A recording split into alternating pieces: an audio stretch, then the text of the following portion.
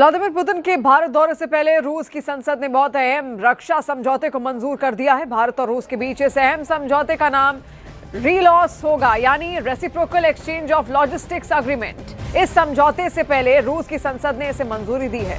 इस समझौते के मुताबिक भारत और रूस एक दूसरे के मिलिट्री अड्डों का इस्तेमाल कर पाएंगे। वहां युद्धाभ्यास से लेकर लॉजिस्टिकल सपोर्ट जैसे कि ईंधन भरने और आपदा प्रबंधन के लिए उन अड्डों का इस्तेमाल करना शामिल है।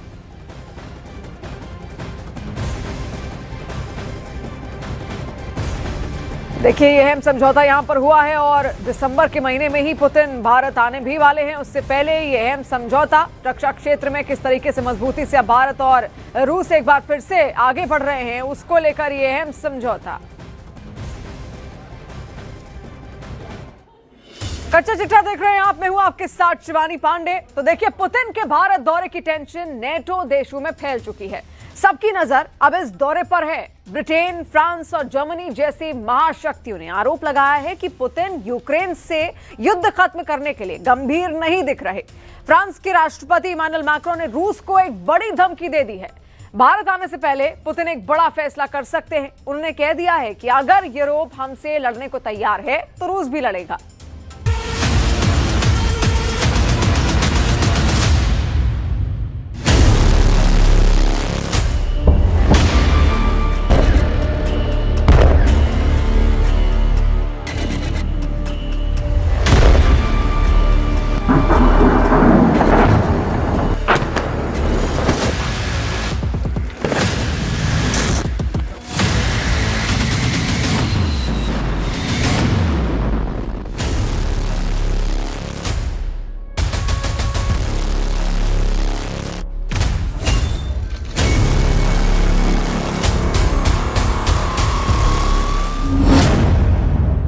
चार 5 दिसंबर को डोनाल्ड ट्रंप की नजरें दिल्ली पर टिकी रहेंगी। इन्हीं दिनों जेलेंस्की दिल्ली की हर हलचल का अपडेट लेंगे। फ्रांस के प्रेसिडेंट, जर्मन चांसलर, ब्रिटेन के पीएम, तुर्की के राष्ट्रपति टकटकी लगाए दिल्ली में पुतिन और नरेंद्र मोदी की दोस्ती का दमदार शो देखेंगे। प्रेसिडेंट पुतिन की ऐतिहासिक भारत यात्रा की गवाह पूरी दुनिया बनेगी।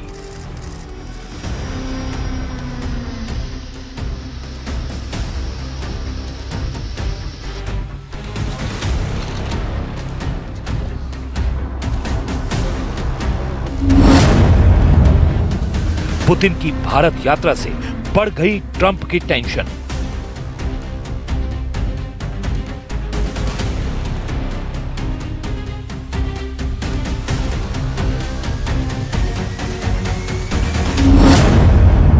पुतिन की भारत यात्रा से नेटो में खलबली।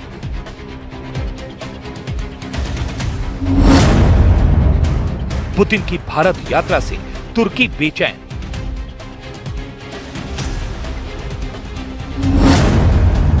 रूस बोला मोदी सबसे महान partner.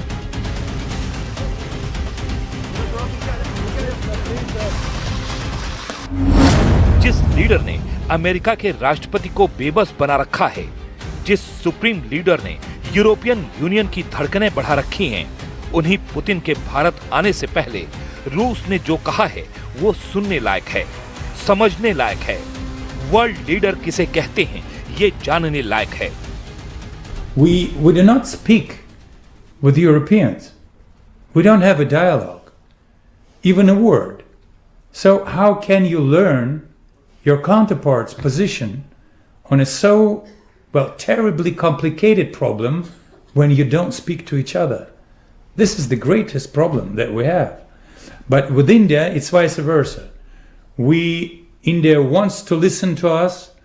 We want to explain ourselves.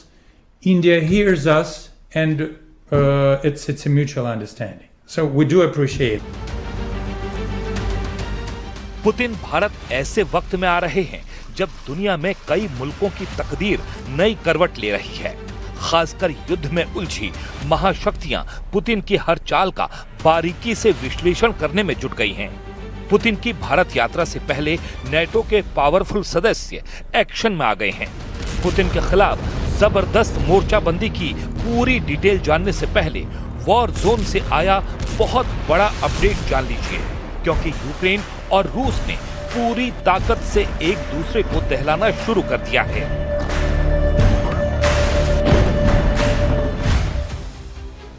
ये प्रोकोस्क नाम का शहर है। कल तक यूक्रेन का शहर था, आज से रूस का कब्जा है। लेकिन युद्ध ने प्रोकोस्क को जो बना दिया है वो बयां करना मुश्किल है। ये मरघट जैसा प्रोकोस्क कभी ऐसा दिखता था। आलीशान शहर, बहुमंजिला इमारतें, हाईटेक हाईवे, ऊंचे पुल, जहां जिंदगी आसान थी।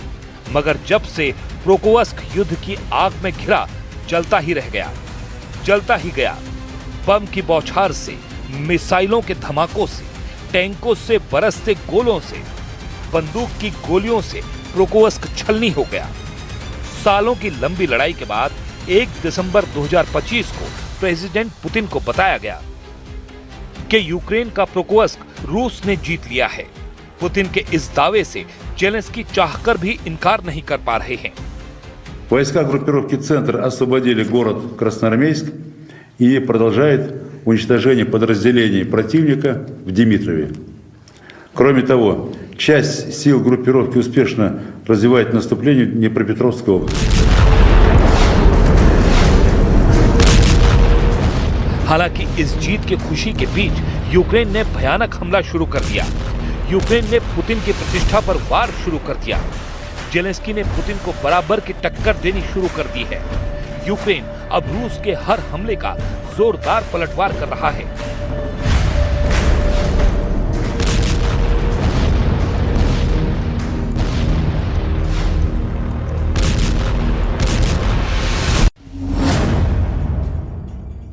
रूस से जॉर्जिया जा रहे एक तेल टैंकर पर तुर्की के पास हमला हुआ है।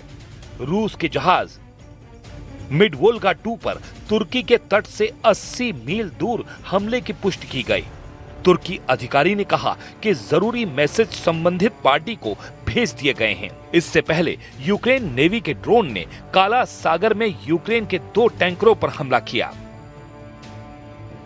काला सागर में यह खौफनाक हमला यूक्रेन ने किया है, जिसमें ब्लैक सी टर्मिनल को बमबारी कर यूक्रेन ने बर्बाद कर डाला। यूक्रेन के इस हमले के बाद कई देशों में कोहराम मच गया है, क्योंकि ब्लैक सी टर्मिनल पर हमला होने से दुनिया के 1% से ज्यादा तेल सप्लाई पर संकट मंडराने लगा है। कैस्पियन पाइपलाइन कंसोर्टियम के मुताबिक यूक्रेन के ड्रोन हमले से ब्लैक सी से एक्सपोर्ट रुक गया है और लोडिंग इंफ्रास्ट्रक्चर को भारी नुकसान पहुंचा है। कैस्पियन पाइपलाइन कंसोर्टियम ने कहा है कि उसने काला सागर पर अपने रूसी टर्मिनल पर एक मूरिंग को यूक्रेनी नेवल ड्रोन हमले से काफी नुकसान होने के बाद ऑपरेशन रोक दिया है। इस टर्मिनल से तेल और गैस की सप्लाई नहीं की जा रही है।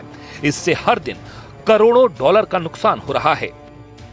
यूक्रेन जानबूझकर रूस की ऑयल रिफाइनरियों और क्रूड ऑयल टर्मिनलों पर हमले कर रहा है, ताकि रूस की अर्थव्यवस्था के लिए इनकम के सबसे जरूरी सोर्सेज में से एक को कमजोर किया जा सके।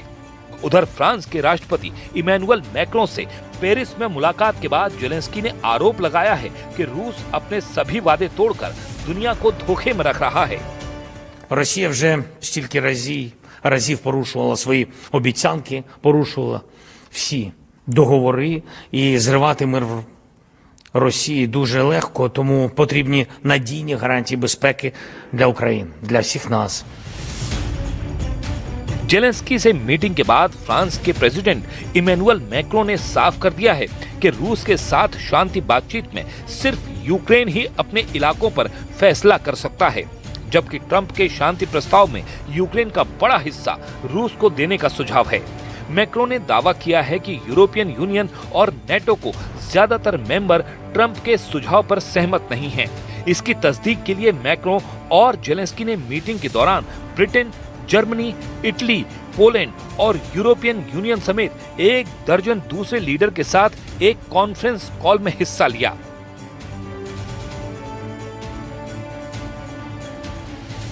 Qu'on parle de paix, chacun a son rôle à jouer. La Russie d'arrêter l'agression. Elle n'a donné aucun signal, aucune preuve en ce sens. L'Ukraine est la seule qui peut discuter de territoire. Ce sont les siens, reconnus par le droit international, et elle est souveraine.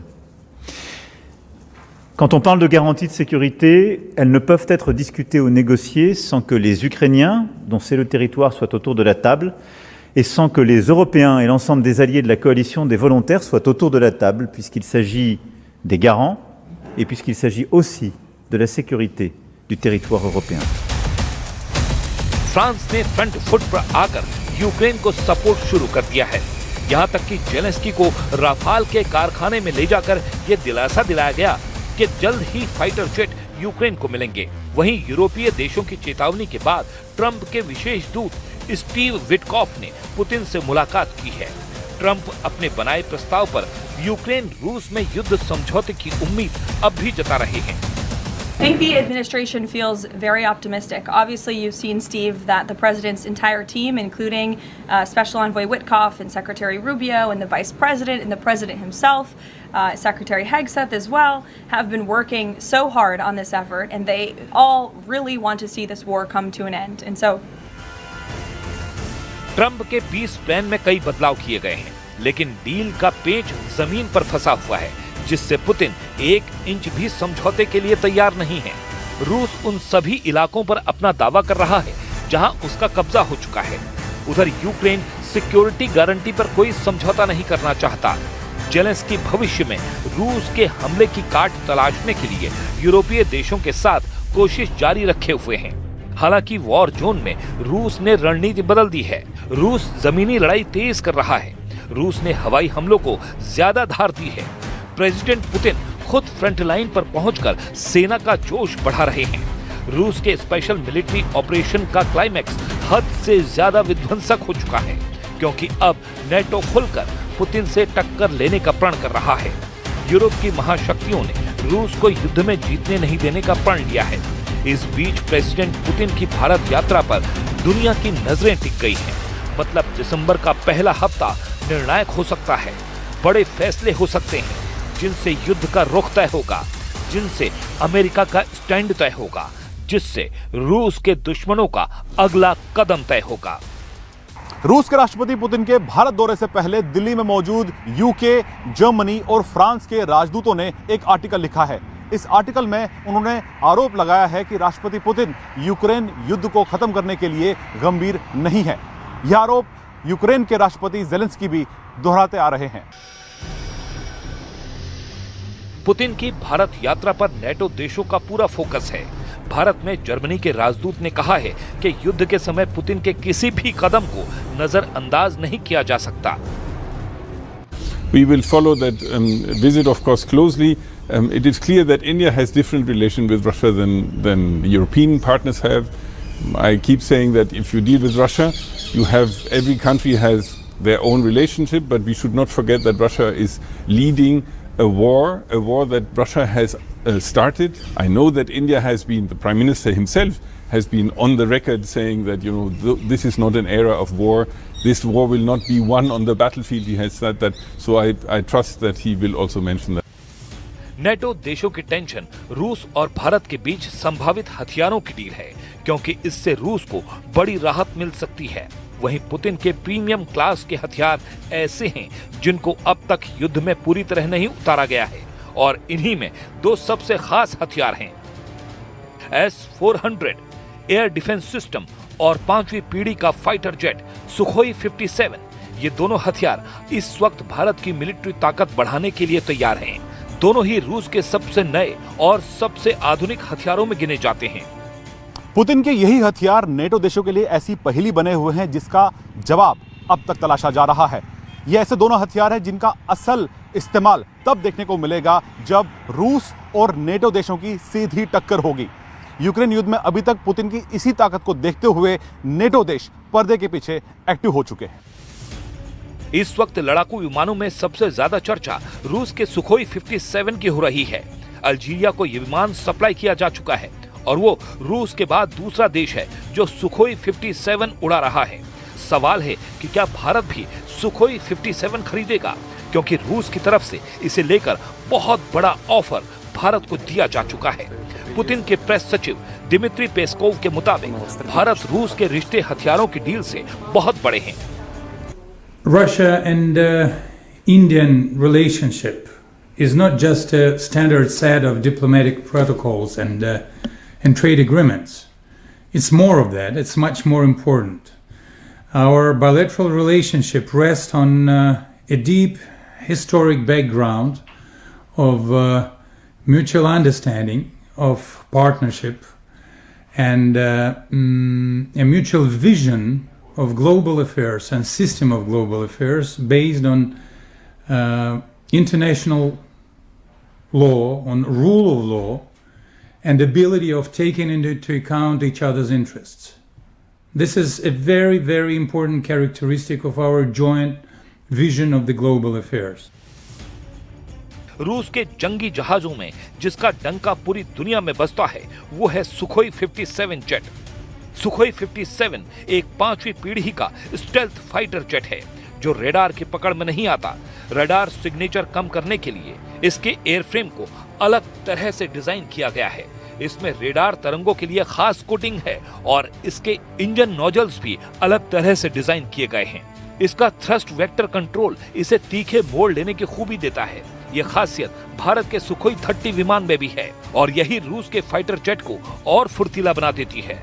इसमें super cruise की खासियत है, यानी बिना after burn के ये supersonic रफ्तार पर उड़ सकता है। ये समझिए कि एक्सेलरेटर का ज्यादा इस्तेमाल किए बिना ये तेज रफ्तार बनाए रखता है। पुतिन का बाहुबली कहा जाने वाला हथियार का ट्रेलर ऑपरेशन सिंदूर में देखा जा चुका है। S-400 की रेडार कवरेज ने पाकिस्तान को पस्त कर दिया था।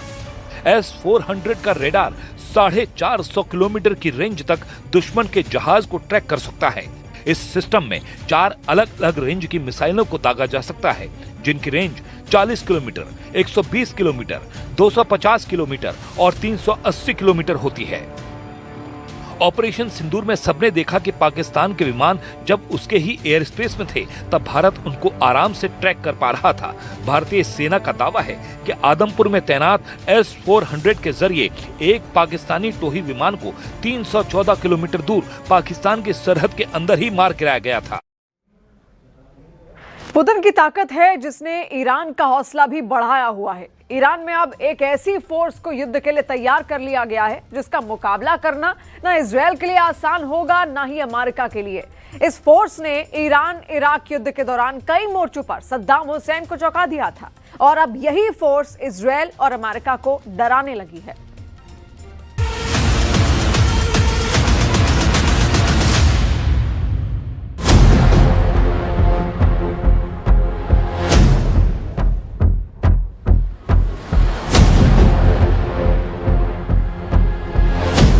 चौबीस घंटे के अंदर ईरान ने अपनी मिलिट्री ताकत के 3 नए वीडियो रिलीज किए हैं। ईरान अब तेहरान की सड़कों पर दिखा रहा है कि उसकी फौज किसी भी युद्ध को लड़ने को तैयार है और अगर इजराइल या फिर अमेरिका ने जुर्रत दिखाई तो ईरान की सेना कमर तोड़ जवाब देगी।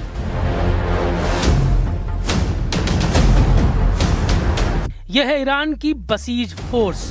इस फोर्स में फौजी नहीं आम लोगों में से भर्ती की जाती है और इस वक्त बसीज फोर्स को एक्टिव करने का मतलब है कि ईरान एक बड़े युद्ध की तैयारी में लग चुका है।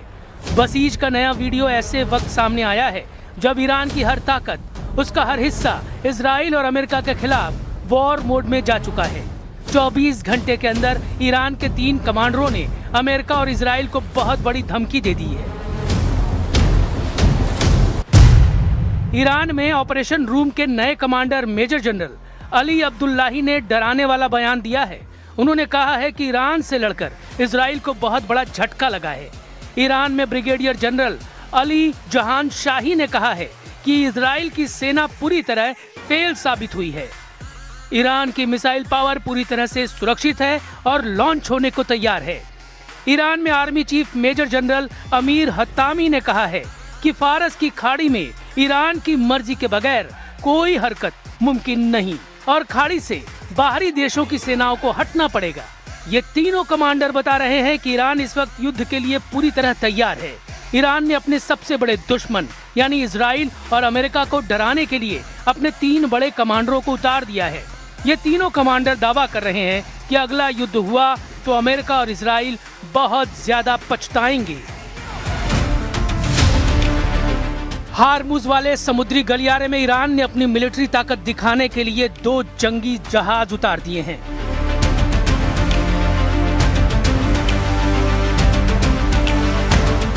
इनमें से एक का नाम है कुर्दिस्तान, नाम कब्रिस्तान है और मकसद फारस की खाड़ी में अमेरिकी नौसेना की कब्र खोदना है।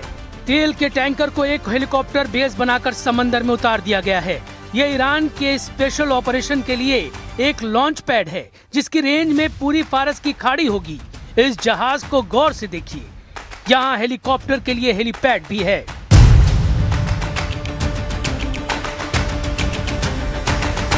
आसपास दुश्मन के जहाजों पर अटैक के लिए इस पर एंटी शिप मिसाइल भी तैनात कर दी गई है, जिससे दुश्मन जहाजों को टारगेट किया जा सकता है।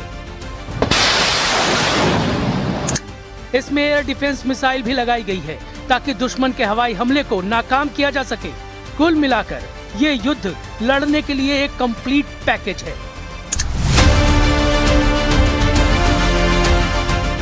अब देखिए ईरान का सहद डिस्ट्रॉयर, जो अब मरम्मत के बाद दोबारा नौसेना में शामिल किया गया है। यानी अपने समंदर में ईरान को काबू में करना आसान नहीं होगा। ये गारंटी खमेनेई की नौसेना बार बार दे रही। इस जहाज को फिर से कमीशन करने के लिए पहुंचे ईरान में army chief major general Amir Hatami. उन्होंने कहा कि फारस की खाड़ी में ईरान की मर्जी के बगैर कोई हरकत मुमकिन नहीं और खाड़ी से बाहरी देशों की सेनाओं को हटना पड़ेगा।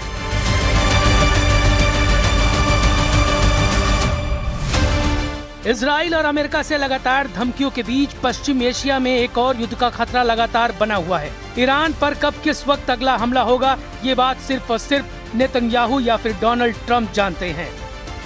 13 जून को ईरान पर हुए हमले को ट्रंप ने पहले सिर्फ इजराइल की हरकत बताया था, लेकिन बाद में उन्होंने कबूला कि ईरान पर लॉन्च किया गया अटैक मिशन इजराइल का एक्शन था, लेकिन इस एक्शन के इंचार्ज वो खुद थे। ऐसे में ट्रंप और नेतन्याहू दोनों पर भरोसा करना ईरान के लिए बहुत मुश्किल है।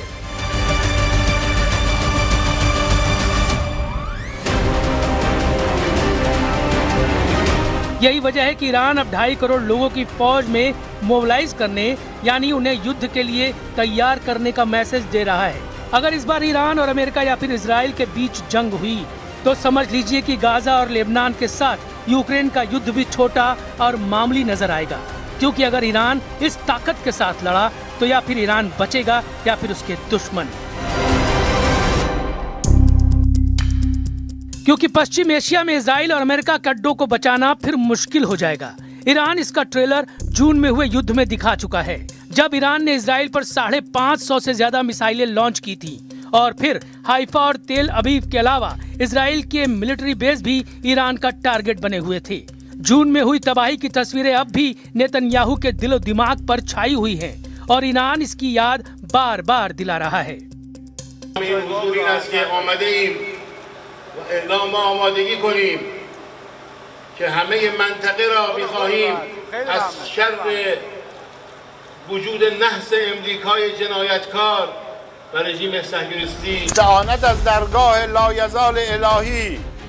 ईरान में बसीज फोर्स को एक्टिव करके बता दिया गया है कि वो न सिर्फ समंदर और आसमान से अटैक करने के लिए तैयार है, बल्कि जमीन पर भी उसके लड़ाके लैस किए जा चुके हैं। ईरान अपनी मिलिट्री पावर के वीडियो लगातार दिखा रहा है। जाहिर है इस फोर्स का टारगेट सिर्फ और सिर्फ नेतन्याहू और ट्रंप के दिमाग में ऐसा दबाव भर देना है जिसके बाद युद्ध का लॉन्च बटन दबाने से पहले वो 100 बार सोचें।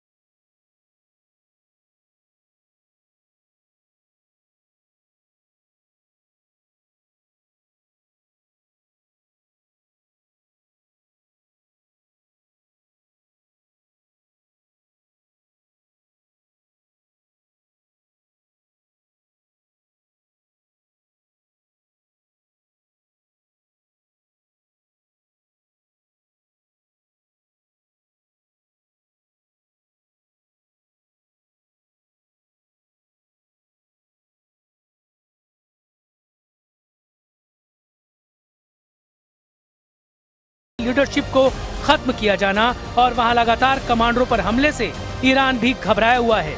इसलिए उसने बसीज के कमांडर यानी सुलेमानी नंबर 2 को एक्टिव कर दिया है। बसीज फोर्स का कमांडर है ईरान का सुलेमानी नंबर 2। ये ऐसा सुलेमानी है जिसे अमेरिका भी अपना बहुत बड़ा दुश्मन मानता है। ईरान के सुलेमानी नंबर 2 ने तेहरान में इस फोर्स को उतारकर बता दिया है कि खमेनेई अब इजराइल और अमेरिका को दूसरा मौका नहीं देंगे। सुलेमानी नंबर 2 यानी गुलाम रेजा सुलेमानी ने 2001 से 2004 के बीच फज्र डिवीजन की कमान संभाली है। गुलाम रेजा सुलेमानी 2004 से 2006 के बीच ईरान की थल रल्लाह डिवीजन का नेतृत्व कर चुके हैं। इसके बाद 2006 से 2008 तक इमाम हुसैन डिवीजन की कमान भी गुलाम रेजा सुलेमानी के पास रही। इसके बाद अगले 11 सालों तक खमैनी ने ब्रिगेडियर जनरल गुलाम रेजा सुलेमानी को साहिब अज़-ज़मान कोर का नेतृत्व सौंप दिया। 2019 के बाद से सुलेमानी नंबर 2 के पास बसीज फोर्स की कमान है और ये फोर्स खमैनी की बहुत खतरनाक सेना मानी जाती है। ईरान के शहरों में ईरान और इजराइल के खिलाफ गुस्सा लगातार फूट रहा है। ये तेहरान है और यहाँ की सड़कों पर इजराइल का जनाजा घसीटे जाने का ये वीडियो देखिए। ईरान में इजराइल को पूरी तरह खत्म करने की कसम खाई जा रही है। कसम इस बात की कि ईरान मरते दम तक लड़ेगा। इसलिए ईरान की बहुत ही खतरनाक सिविल डिफेंस फोर्स एक्टिव कर दी गई है। इजराइल और अमेरिका के झंडों में लिपटे ये जनाजे नेतन्याहू और डोनाल्ड ट्रंप को दिखाने के लिए तैयार किए गए हैं। खमेनेई की तरफ से मैसेज साफ है, ईरान पर हमला हुआ तो नेतन्याहू और डोनाल्ड ट्रंप को तेल अवीव और वाशिंगटन डीसी में ऐसे ही असली वीडियो मिलेंगे। ईरान की पैरामिलिट्री फोर्स बसीज पूरी तरह से तभी एक्टिव की जाती है जब ईरान पर सबसे ज्यादा खतरा मंडराता है। तेहरान की सड़कों पर बसीज की ऐसी परेड बताती है कि ईरान अब आर पार के मूड में है। उसके सामने बस दो सबसे बड़े दुश्मन हैं, ट्रंप और नेतन्याहू के पुतले बता रहे हैं ईरान अब अपने दुश्मनों को क्या सजा देना चाहता है। अगर ما رژیم صهیونیستی را از بین ببریم و پایگاه‌های امریکا را از این منطقه بیرون کنیم با یک تیر 100 نشان زدیم و هزار مشکل خودمون را حل کردیم। बसीज फोर्स की परेड में सैकड़ों कमांडो दिखे, फिर मोटरसाइकिल वाली ब्रिगेड भी शामिल हुई, यानी ऐसी छापामार टुकड़ी जो सीरिया और इराक में एक्टिव रही है। इसके बाद एसयूवी में सवार बसीज फोर्स भी बड़ा मैसेज है। ईरान अब पूरी ताकत के साथ लड़ने के लिए तैयार है, या ये कहें कि ईरान ने एक तरह से इजराइल के खिलाफ सबसे बड़े युद्ध का ऐलान कर दिया है। तेहरान की सड़कों पर इजराइल और अमेरिका के जनाजों को घसीटा जाना, ये तस्वीरें ईरान का माइंड गेम है। ये बात नेतन्याहू और डोनाल्ड ट्रंप दोनों जानते हैं। अमेरिका और इजराइल में ही नहीं, ये वीडियो अब कई देशों में चर्चा का मुद्दा बन चुका है। पश्चिम एशिया में दो और वीडियो बड़ी खबर बने हुए हैं। एक है इजराइल और दूसरा है लेबनान। इजराइल में नेतन्याहू के खिलाफ नारेबाजी हो रही है तो नेतन्याहू के हमलों के बीच सांस ले रहे लेबनान में ईसाई धर्मगुरु पोप लियो का स्वागत हो रहा है। इजराइल में प्रधानमंत्री नेतन्याहू के खिलाफ प्रदर्शन बढ़ने लगे हैं। भ्रष्टाचार के केस में जब से उन्होंने राष्ट्रपति से माफी देने के लिए कहा है, इजराइल में कोहराम मचा हुआ है। वहीं दूसरी तरफ पोप लियो ने बेरूत पहुंचकर युद्ध खत्म करने का मैसेज दिया है। هيك في شعور يمكن واحد صعب شوي يفسره، اكيد في رهبه، اكيد كمان شو تمثيل البوب بالنسبه لنا يعني وكمان بعد كل هيدي الازمه اللي نحن مرقنا فيها نشوف كمان بي الكنيسه عم بيجي على ارضنا كمان اتس هيك مثل ما قال بثبت الريزيلينس.